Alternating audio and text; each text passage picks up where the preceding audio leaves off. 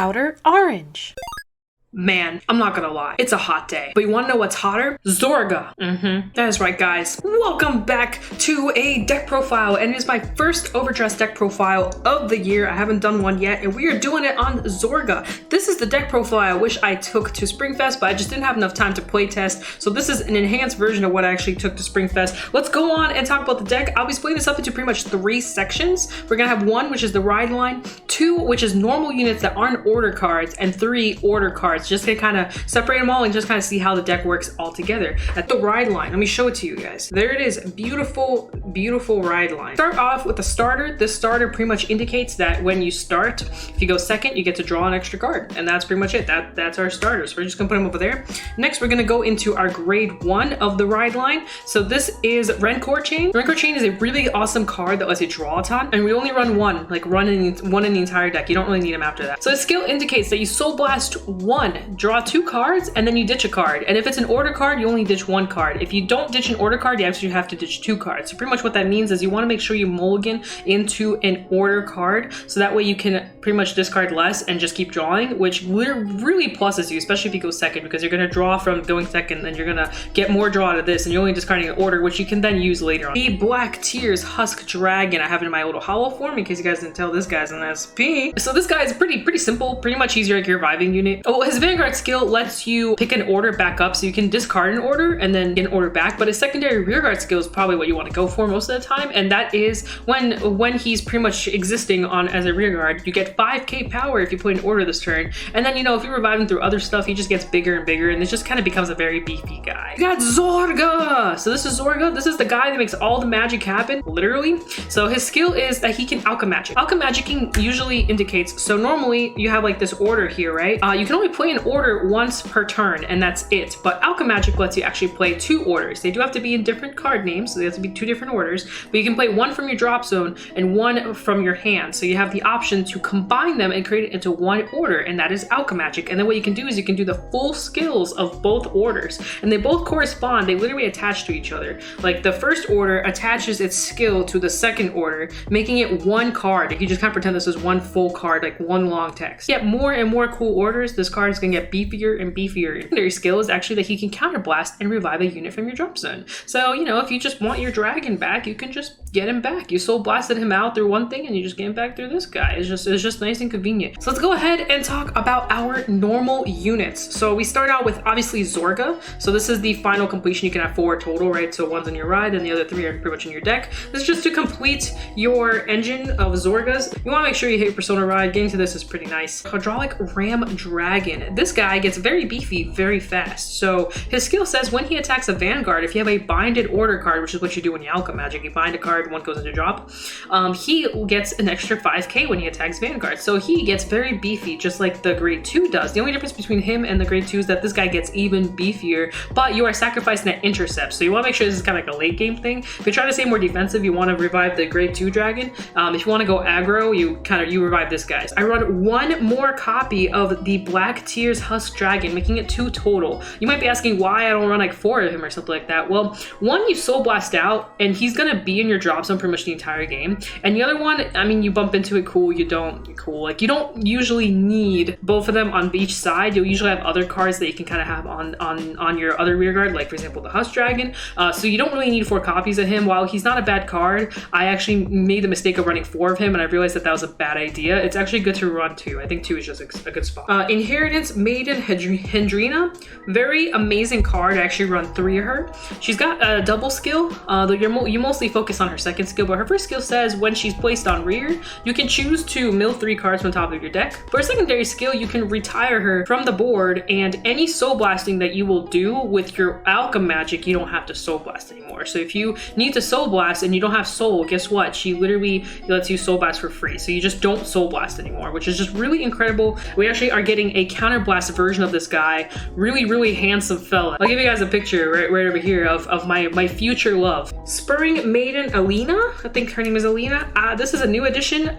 I didn't know this card existed. So this card exists. It's a really good rush. She is amazing. If you want to run less orders and you want to run more of her, by all means do. This is a really good rush play. Just keep in mind what you're sacrificing. The pretty much your skill says when placed on rear guard, you can counterblast Soul Blast. You call a grade 2 or less. And that unit gets 5k. So you can call literally anything that's not Zorga and your Husk Dragon. Typically what you want to do is you want to Soul Blast your grade 1 that's in your soul, and then you want to call them back out. If you get this early on, it's really aggressive. Going into our grade 1s, I run 2 Mantises. So a lot of people run 4. I run 2, mainly because I'm more focused on having my main beat sticks, which is the Husk Dragon, the Hydrolic Dragon, and the pretty much right here, like the from here down, and like half of the Rideline, right?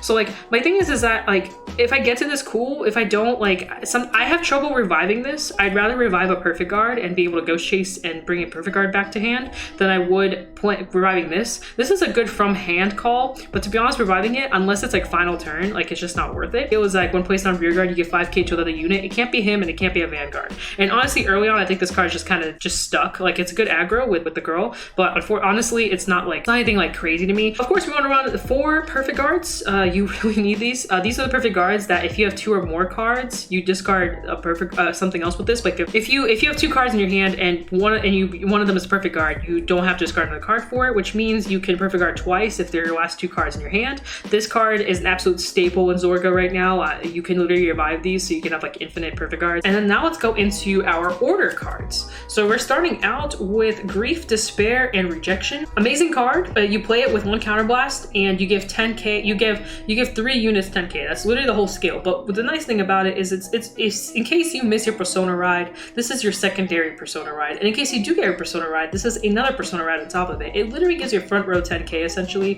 Cursed Souls, Squirming, and Agony. I used to run more, and then I actually lowered 2 copies of these to put 2 copies of her in. As you're starting to kind of see, you have to sacrifice orders to run more regular units. So it's kind of your choice what you want to do. But I run this guy at 2 because I think he becomes a very excessive late game, and sometimes you just can't meet this condition. But pretty much it says with a cost of 2 Soul Blast, you look at top 4 cards and you pretty much call 2 and they get 5k. If you're an Alchemagic, you call 2.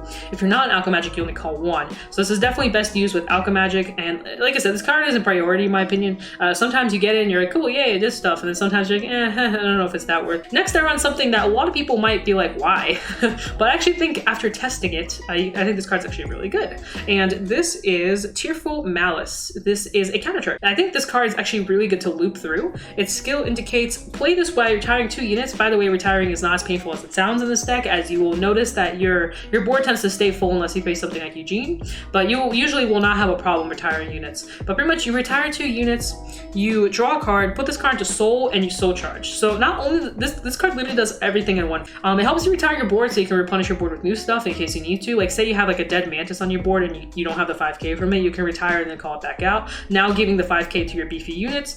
Next, it draws you a card. You can draw into a Zorga. Hello. You can draw into a piece you need. You can draw into Hendrina, draw into pretty much a Perfect Guard. That sounds great. And then on top of that goes into soul. So say you're starting to run low on soul, guess what? This gives you soul. And lastly, it also counter charges. All for literally discarding, retiring 2 rear guards. Zorga lasts a while, but the issue with Zorga lasting a while is that your counterblasts start mattering more and more, meaning you start running out of counterblasts late game, because every single turn you're probably going to counterblast to revive something. That's 5 turns, and it may sound like, oh wow, 5 turns is a long time. Well, trust me, this deck survives a very long time. So chances are you'll run out of counterblast on turn 3 or so because you'll be using the other stuff. So this card actually helps with that, as it gives you the counter charger. So you can counter charge twice if you get this into your hand, or once if it's in your drop. I mean, but it's just this card's good. Of course, we got to run Spiritual Body Condensation. This card is 100% a 4 of.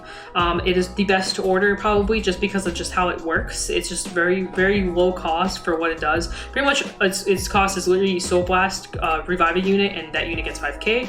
If you combine this with this guy back here, this guy, for whatever it calls, actually gives another 5k to the unit you revived with this card, because his indication states that for all units called by this order, 5k, and he gives 5k off of his own card. So So what happens is that his 5k actually stacks on this 5k because they literally turn into like this, like the text just becomes 1. You can do this card early if you want to go for like a rush turn, as it's only 1 Soul Blast. Lastly, of course, we need our Ghost Chase. I always debate on running 4 or 3 of these. I never really know. This card just kind of carries. Zorga is kind of one of those decks where if you get to your perfect guards in time, or your overtrigger if you want to do it that way, you pretty much don't die. Your opponent just like really pushes you, whereas Persona rides like 100 times over, but you don't die. And Ghost Chase kind of enables that not dying thing. So if anything gets attacked, you can Ghost Chase, bring something else on your board back to your hand, and whatever is being attacked gets 5k. So if people try to attack your rear guard, you can Ghost Chase your Vanguard, you can Ghost Chase whatever you do. But the main thing is that you can call out a grade 1 off of your revival, like a PG,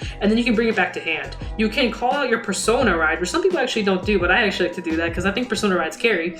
But you can literally call out your Zorga, and then at the same time Ghost Chase him back to hand, and guess what? You have a Persona ride. And this card just gonna get better and better the more better units come out. I don't think this card will probably ever be cut unless like something even better than this comes out in terms of just the consistency of just being able to bounce. So I run 4 heals, and I do have my heal SP because this thing is just too pretty to not do. 8 crits because crits win games. Crits win games, you need crits. I've never understood rare and blue or anything revival. I always think Vanguard related things where you don't run crits, like I feel like you just need to run crits. You can deck out if you kind of go towards other methods.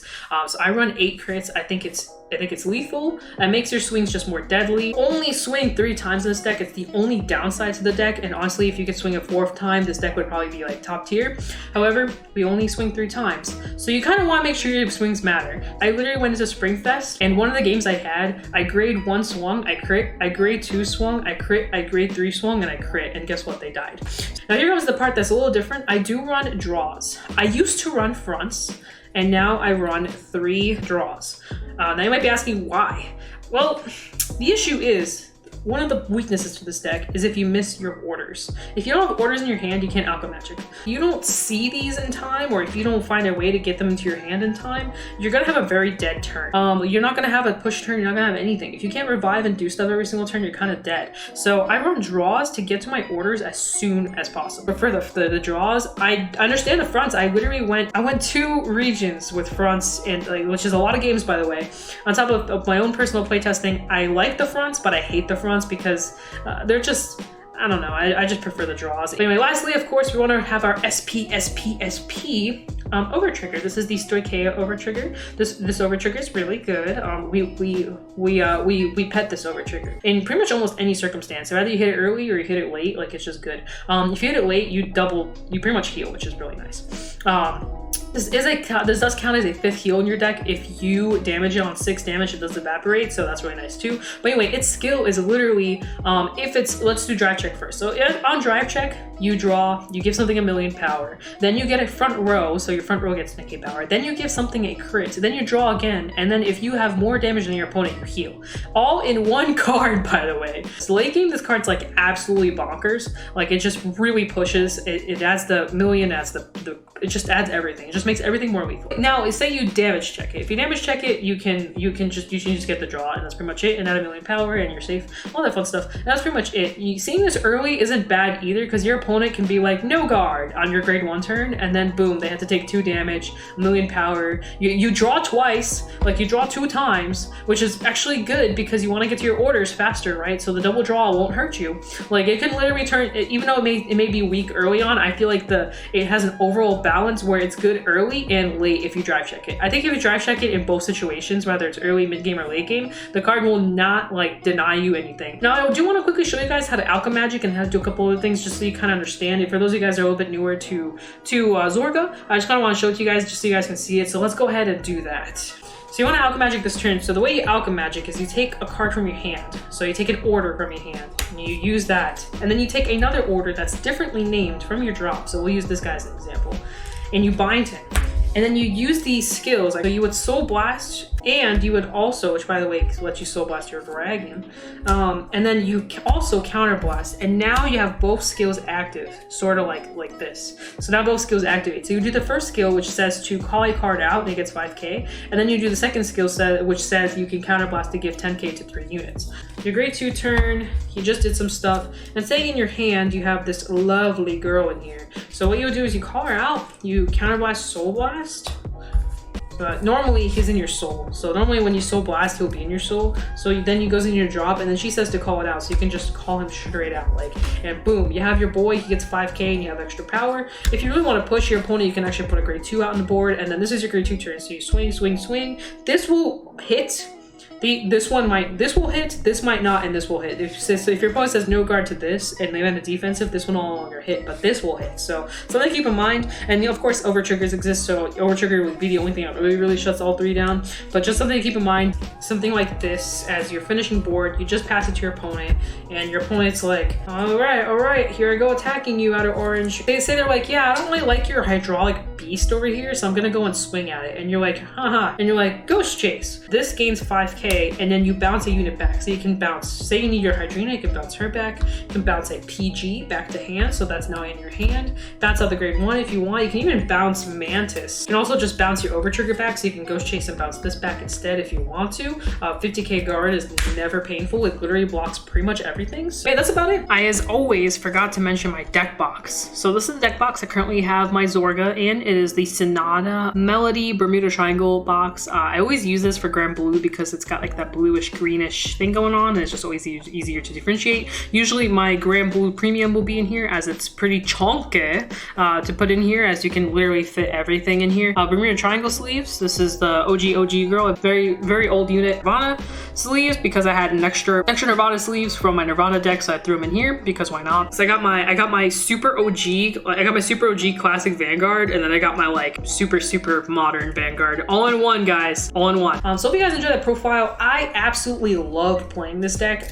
It's literally my favorite overdress deck currently. I'm sure I'm gonna like it even more and more as more stuff come out for it, as I just find the engine behind this just like really fun. Kinetic multi-attack is just dominating right now, so that's the only downside to the deck. However, the survivability and the funness and the manipulating of your drop zone and using orders is just so fun that I don't even care. Hope it was informative to you. If you have any questions, feel free to drop them down in comment section below. Whatever it is that you need, I'm here for you. Just keep in mind, I've been playtesting this deck. Feel free to ask me whatever you want, and I'm sure I'll have an answer for you. So other than that, guys, it's been real, it's been fun. Peace out. Das vidaniya. See you guys in a future video. Bye.